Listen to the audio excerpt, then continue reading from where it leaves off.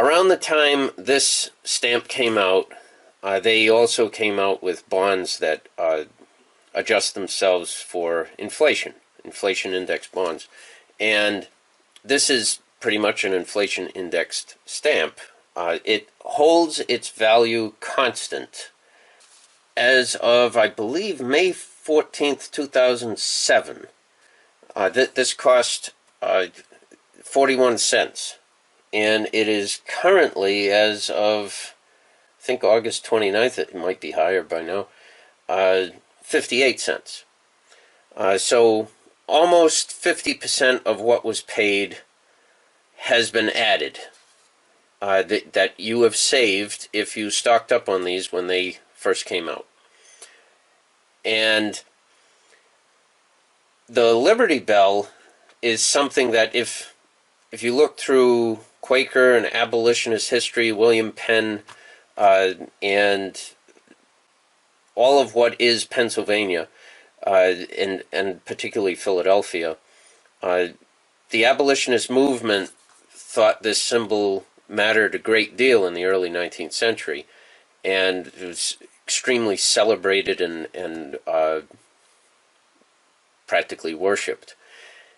So I think of this when I think of Philadelphia, but strangely I also think of the first issuance of the Forever stamp.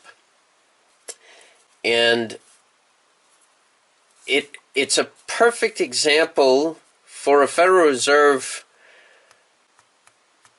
Board of Governor type of person that the argument can be made that in the late 19th century, say, if you look at the start of the Postal Service and you're looking at, say, 6 cents around the time of the Civil War for a first-class stamp, it's notable that there wasn't any Fed policy that mandated an inflation rate, and that it was okay to have deflationary forces enhance the purchasing power of the currency.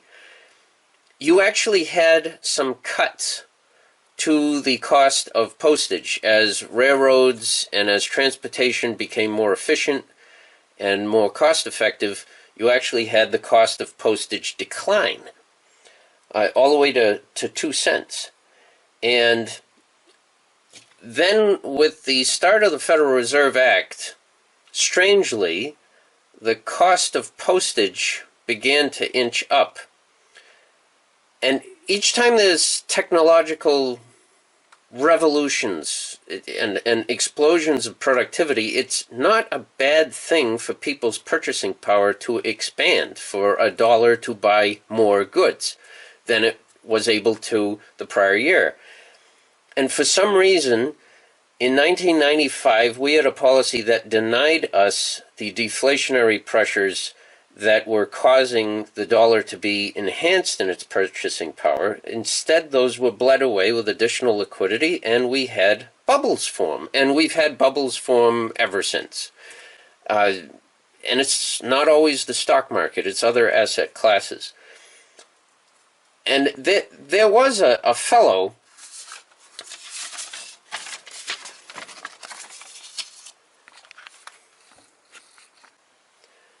and he's right here. And as an American, I made the mistake in initially trying to make a label about Fed chairman, and I think I've already gotten into trouble.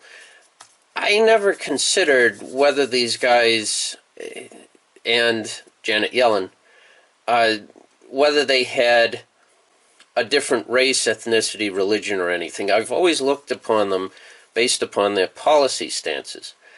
And I liked Greenspan until about 1995. He sort of continued in the footsteps of Paul Volcker.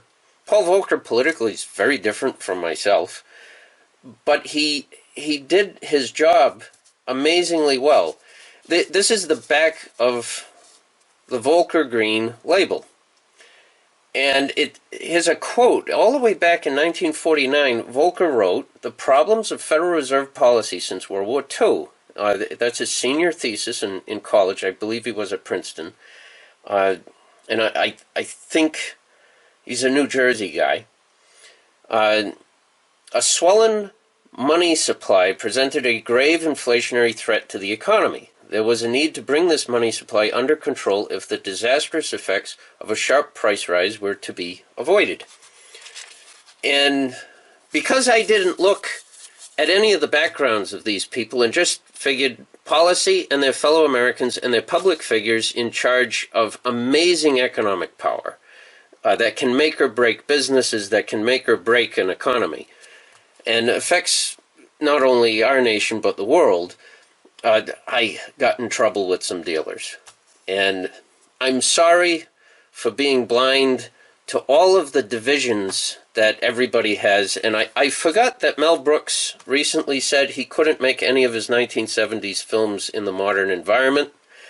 And I'm painfully aware that the First Amendment may no longer exist as I speak, not only because of cancel culture and because of big tech, but because fellow Americans and some people in Europe, I was impressed by the French coming to the defense of Samuel Paty and the national funeral they gave for him, the defense of freedom of speech, freedom to draw anything you want, freedom to write anything you want. Something fundamental to ink and fountain pens is the freedom to use them in however you please. That we've lost it because of intolerance, extreme intolerance for anything that may or may not offend anybody. If it's possibly offensive, you can't write it, you can't draw it, you can't depict it. And you're a horrible person if you dare to go against what is allowed to be said, what is permitted to be written, what is permitted to be drawn. You will lose your job. You will lose customers. You will be boycotted. You will be hated. You will be persona non grata. And it is the intolerance of fellow citizens that is so amazingly self-destructive to our freedoms as a nation, as a citizenry. And it's really sad, but it's a conclusion that's unavoidable and that I have to admit is the current reality. It's just the way it is. And maybe I'm going to tick you off because he's smoking. I'm sorry for offending your inner child yet again. But this fellow had a lot of guts. And what he did with reducing the money supply and allowing the rates to fly where they may until the dollar was solid, and to do so after we left the gold standard, and to return to some semblance of monetary stability. Now, he was a lifelong Democrat. He participated in the Clinton administration, the Obama administration. He was appointed by Jimmy Carter. But he was supported by Republicans and by Democrats. And he pretty much was the entire length and breadth of the Reagan administration in the final year of the Carter administration. And we went into a gut-wrenching recession, and he broke the back of inflation. I know there are a lot of economists that dispute that, but if you lived through it, and I was extremely young at the time, but things changed. You didn't have gas lines anymore, and you didn't have shortages anymore, and suddenly there was abundance, and suddenly the dollar meant something. And it was back. And if you earned it at the beginning of the week, it held its value to the end of the week. And you didn't have to worry about your neighbor running up huge credit card debts and telling you you're an idiot for not running up huge debts because you'll pay them back with cheap dollars. The government's devaluing the dollar and you should just spend like a drunken sailor because what you pay back will be nothing. Your loans will in essence be forgiven. It killed savings. It killed thrift. It killed frugality. It killed incentives. And it killed the ability to plan for the future. And it did create shortages. And this fellow stared it down, and he made it go up in smoke. And the ink, this might show it a little better. You see there's a permanent prime green, and then there's a red and a blue that interact. This is, if you wanted to replicate this, you would put a big swatch in the middle of filter paper, paper towel, or the like, and let it dry, and then slowly drip water in the center, and the water will carry the sort of the non-primes and get them out, and you're going to see an interaction on the side of a line as it dries if you put it under the microscope on certain papers. And it's this core, I would like to call it a monetary green, a core greenback, and it's solid and it won't move, and it's forever, it's constant. And then there's this fleeting support of the red and the blue. They're sort of there.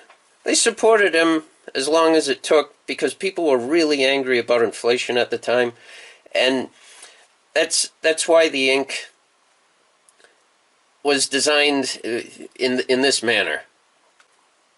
Both political parties supporting a solid monetary policy, and this is the man that delivered it. And incredibly, the Republican appointees have been a disappointment ever since. And I can't even depict them sarcastically. I'll offend somebody. I probably already offended too many people because I still completely think Helicopter Ben was absolutely ass backwards in his policy, and he really brought the crescendo of monetary addiction enabling.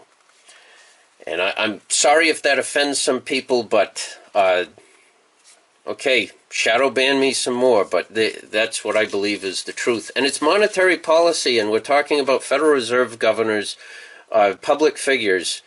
And if you can't talk about Federal Reserve policy as an American without getting in trouble, then we've really lost our freedoms. It's incredibly disappointing. But that's what the bottle looks like. It's labeled on the corner, and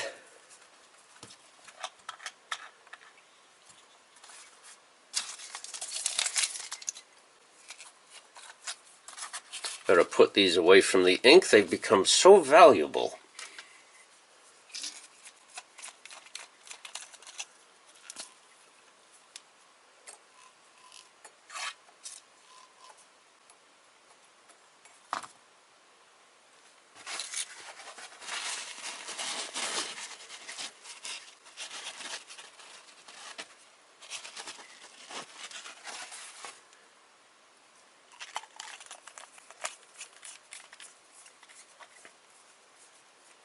This paper comes from the time of Paul Volcker, when he was Fed chairman. Some of you might remember these tracks in the computer paper.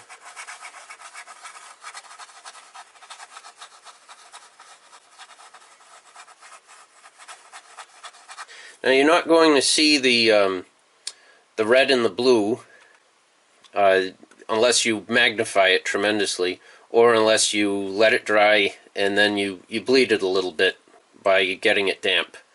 The red and the blue that bleed out of the green, they're there. If you had really high humidity, it might be an identifier of the ink, and you would see it on the edges. But the core, that monetary green, it's bulletproof.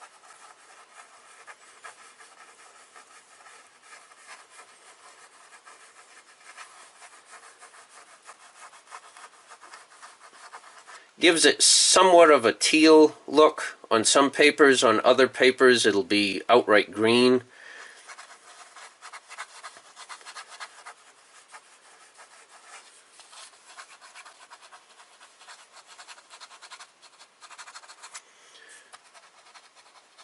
some people are afraid a triple tail might always be a broad nib.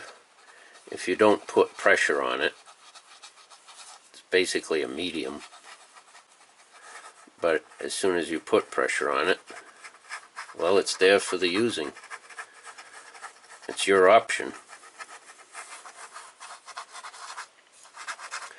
But that's what it looks like on Volcker paper.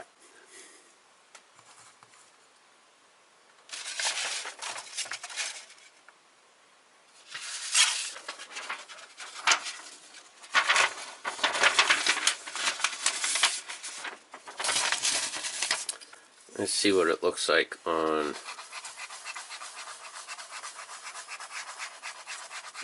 the printer paper I put all of the postage rates on.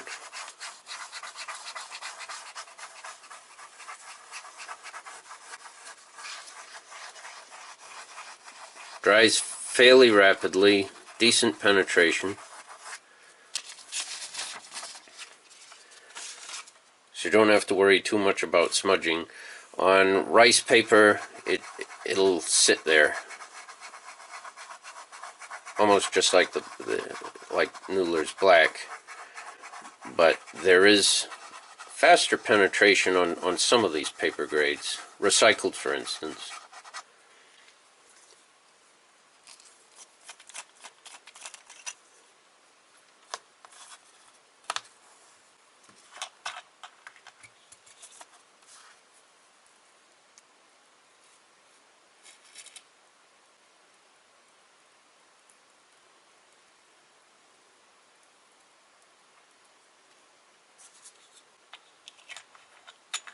Waste not, want not.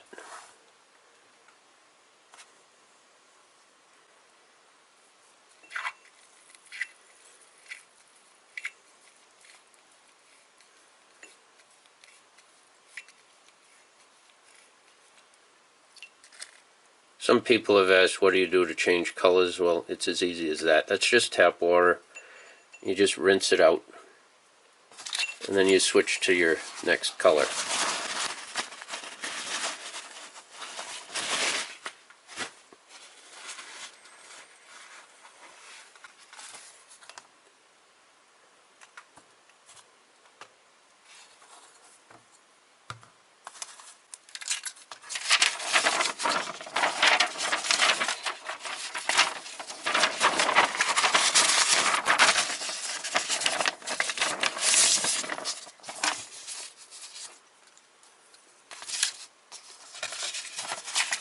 Now, it's not that it bled through, it's just that it's thin enough you can see through the old computer paper.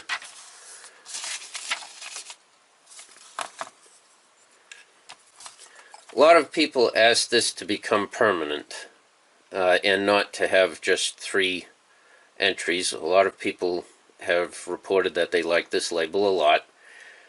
So, a replicable bottle that can be made as long as the company exists, and that makes this the first one that's not a limited edition. It's a purple that bleeds red, and I put the little caption there: Politburo purple that bleeds red.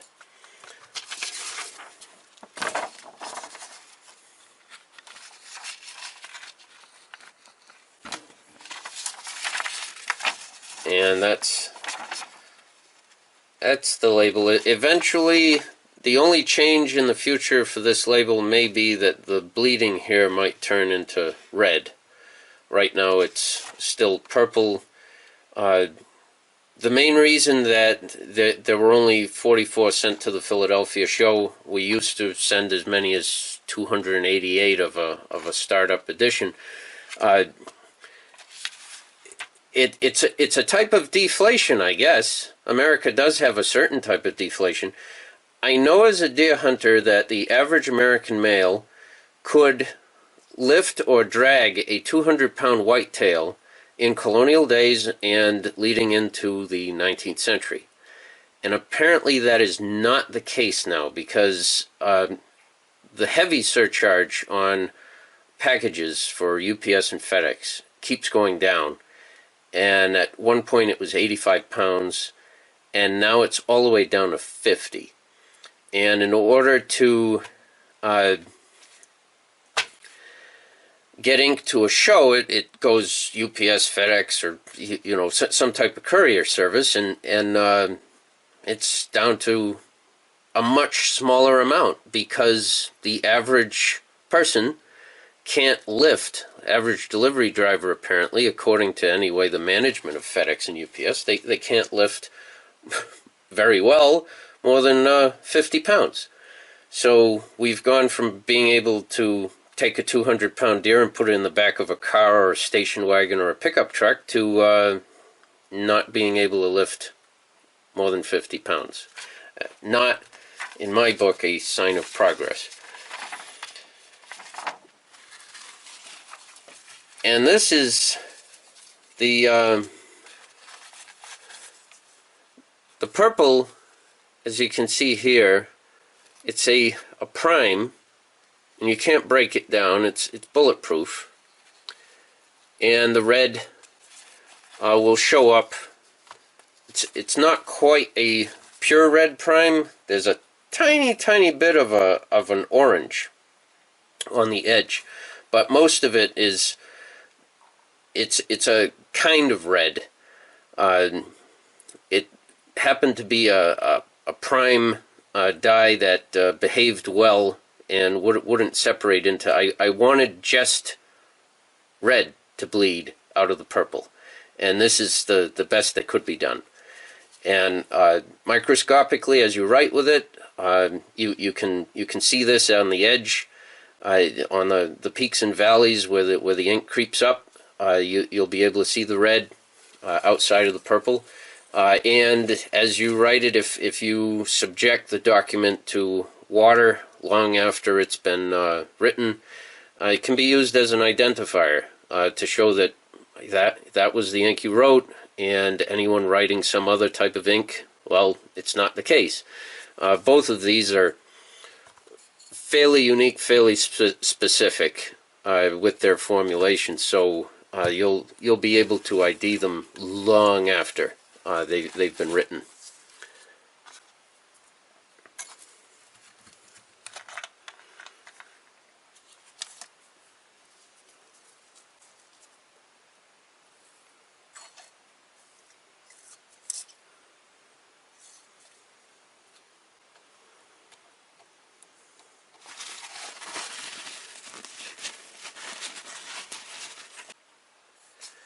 Camera died at an inauspicious time.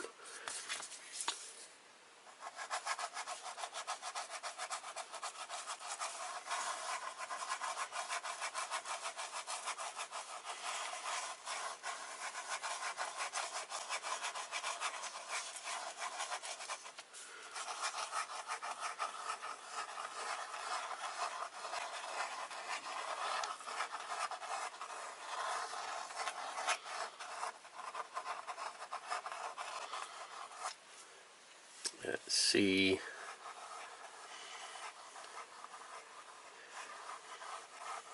This is chipboard. If you look at the Volca era paper, it's again a different color than on chipboard, and on several other papers.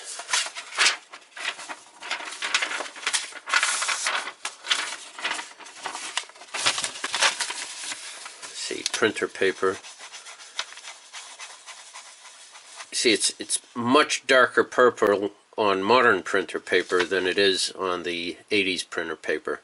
Lighter purple there, and it's even got a different sheen on the chipboard. So you'll find that this behaves differently on different grades of paper. So if a retailer says this ink, and they'll do this with any ink on the planet, this ink is exactly as we depict it. Every ink generally will, especially fountain pen inks, will have a different behavior on different paper grades. with a ball pen, having this waxy substance just rolled over the surface, and you can take it off with acetone in seconds and wash a check. I don't have as much respect for that. And you get color consistency, but basically because the waxy substance on the surface of the ink, that's it's not interacting with the paper, it's not penetrating the paper fibers, it's just laying it down on the top. Whereas once you're penetrating paper fibers, all sorts of different physics, light bending and translucence of paper fibers, it begins to interplay in sort of a mathematical symphony.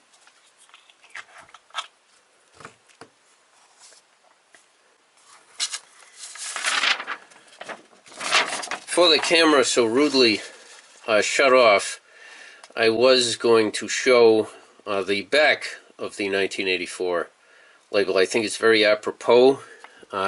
Freedom is the right to tell people what they do not want to hear. You can't really do that now. We know that no one ever seizes power with the intention of relinquishing it. Throughout the world. That one's a very interesting statement. Who controls the past controls the future, and who controls the present controls the past. Now, there are certain people I can't say that to. Get them very angry.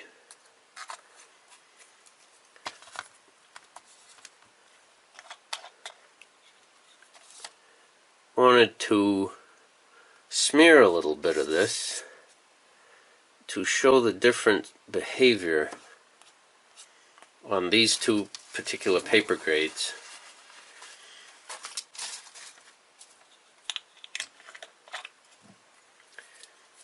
As it dries on this old computer paper, the blue and the red actually show up in odd ways. This very thin spot down here, there's more red coming out, yet you see more blue coming in the center up here. And you don't see much change on the chipboard. It's just the darker areas are becoming an even more intense green. And I hope the video was somewhat interesting, somewhat entertaining, and if you serve on the Federal Reserve Board and you're watching this after my last video, I hope it's an improvement after the last video, and if you're a UK Member of Parliament, your being here with somebody in the Fed, it makes me feel that it's a 500,000 view, 500,000 subscriber channel. And any shadow banning becomes irrelevant, knowing that the quality of the viewership of this channel is so incredible. I already knew we had sheriffs and police department heads and governors, and we have some really interesting people in our hobby and great contributors to our civilization and our society. And thank you for viewing. You're much appreciated. I'm honored to have your attention. You take care. Bye.